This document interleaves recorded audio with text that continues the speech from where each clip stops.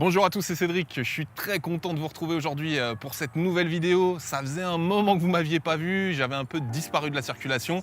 D'ailleurs, je vous remercie parce que j'ai eu pas mal de mails de personnes qui me disaient « Cédric, t'es où? Quand est-ce qu'on te revoit sur YouTube? Quand est-ce que tu fais une nouvelle vidéo ?» Pas de panique, tout va bien. J'avais vraiment profité de l'été pour complètement couper. J'ai pris quelques semaines de vacances et surtout, j'ai beaucoup travaillé.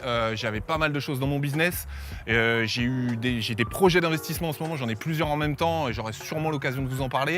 Et j'ai préparé ma rentrée sur YouTube. Comme vous le savez, j'ai fait pas mal de meet-up, j'ai fait des entretiens individuels et il y a vraiment une problématique qui est ressortie de manière quasiment systématique. C'est la solitude et l'envie de se rassembler entre investisseurs. Le but étant de s'entraider, de partager ses expériences. Donc je suis vraiment en train de finaliser des petites choses pour pouvoir permettre cela. Je pense que ça va vous plaire, je vous en dis pas plus pour le moment. Restez vraiment attentifs dans les prochaines vidéos, je vous détaillerai un petit peu tout ça, mais je vous prépare quelque chose de très sympa, je pense que ça va vraiment vous plaire. T'es un peu sous oxygène là. Aujourd'hui c'est une journée spéciale puisque là je vous le dis, je suis sur une aire d'autoroute en direction du Mans. Je vais rejoindre l'abonné que j'accompagne depuis plusieurs mois car il a trouvé son premier investissement. Il va signer le compromis aujourd'hui, donc je vais le rejoindre un petit peu pour contre-visiter cet appartement. On va voir 2-3 petits détails, je vous en parle par la suite. Mais je suis vraiment ravi, c'est une super journée et je suis très content après tous ces mois quand il ait enfin trouvé son premier investissement. Je suis d'autant plus content que ça a été quand même un peu compliqué. On a eu pas mal de problèmes avec des propriétaires, avec certaines agences. Je ne vais pas détailler tout ça maintenant parce que c'est encore très frais, mais j'aurai l'occasion de vous faire un retour d'expérience là-dessus. Mais je suis vraiment très heureux parce que mon abonné est resté vraiment concentré, focus sur son objectif. On a mis à peu près 5 mois pour trouver ce bien, qui est assez raisonnable, mais malgré les embûches, il est vraiment resté focus sur son objectif de trouver son premier investissement. Alors clairement, il n'y a rien de gagné encore, c'est juste une étape de franchie. Derrière, il y a encore plein de choses à faire. La banque, les travaux, il y aura forcément la signature définitive et la recherche du locataire. Donc ça fait encore pas mal de choses à mettre en place, pas mal d'embûches possibles. Mais encore une fois, je suis confiant, mon abonné est vraiment dans le bon mindset et je pense que tout va bien se passer. D'ailleurs, quand je fais un accompagnement, au-delà du but final qui est clairement de trouver un investissement, encore une fois, c'est pour ça que les personnes me contactent. Ce que j'adore et ce que je trouve hyper enrichissant, c'est de voir l'évolution des personnes que j'accompagne.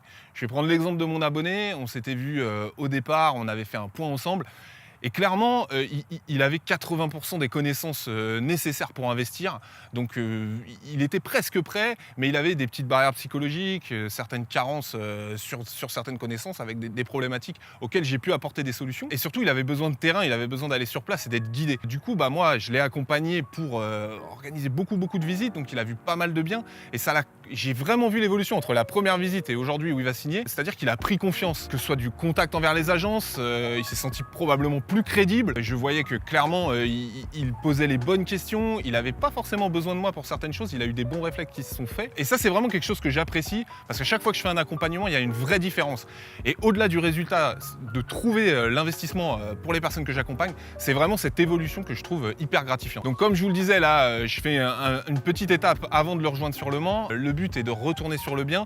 Lui il va signer le compromis, malheureusement je pourrais pas être à ses côtés parce que j'ai des impératifs et je dois revenir sur Paris. Maintenant j'avais envie de faire l'aller-retour parce qu'on va rencontrer un artisan.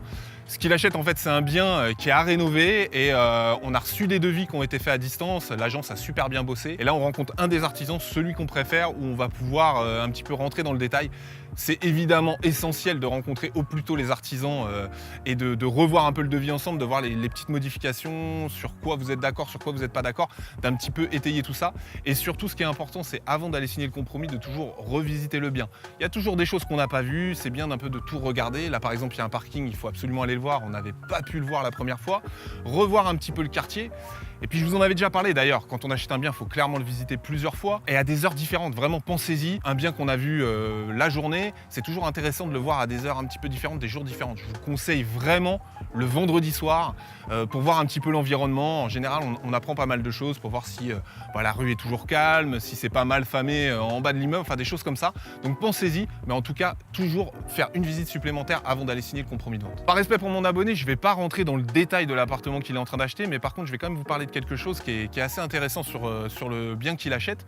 C'est que c'est un studio avec une terrasse, donc ça c'est plutôt cool, mais surtout il y a un parking parking avec l'appartement et le parking est déjà loué. Il est loué aujourd'hui 45 €, donc ça c'est hyper intéressant. C'est des personnes qui habitent à côté, du coup ils sont là depuis je crois 7 ans, donc franchement ça roule tout seul, il n'y a aucun problème. Mais là où je voulais en venir, c'est que quand vous achetez un bien, notamment un studio, donc une petite surface avec un profil de locataire étudiant, si par exemple vous avez ce studio avec un parking, ça peut être intéressant de les louer séparément. Je vais prendre un exemple de chiffre. Par exemple, si on prend ce studio qui, hors parking, va se louer à peu près 400 €, peut-être plus si vous faites du meublé selon les prestations, mais on va dire qu'il se loue 400 €. Bah, si vous mettez le parking avec, vous allez peut-être le louer 415, 420 €. Parce que votre profil de locataire ce ne sera pas un élément essentiel d'avoir un parking pour lui. Ce sera un plus, mais pas un élément essentiel. Par contre, bah, vous le voyez bien, si vous louez l'appartement un petit peu moins cher, on va dire 400 € hors parking, bah, le parking à côté, vous pouvez louer 445 €. Et entre 420 et 445 €, il y a une vraie différence. Donc si vous êtes dans ce cas-là sur des petites surfaces, pensez, ça peut être très intéressant de louer l'appartement d'une part et le parking d'autre part. Voilà ce que je voulais vous dire dans cette vidéo. C'était encore une fois une vidéo de reprise. Je vais reprendre les publications de manière régulière et surtout vraiment rester attentif. Pour mes abonnés, pour ma communauté, je vais mettre énormément de choses en place. On va pouvoir s'entraider, on va pouvoir échanger sur nos problématiques, échanger les connaissances qu'on a sur certaines villes. Enfin, il y a plein de choses. D'ailleurs, je vous en dis déjà trop.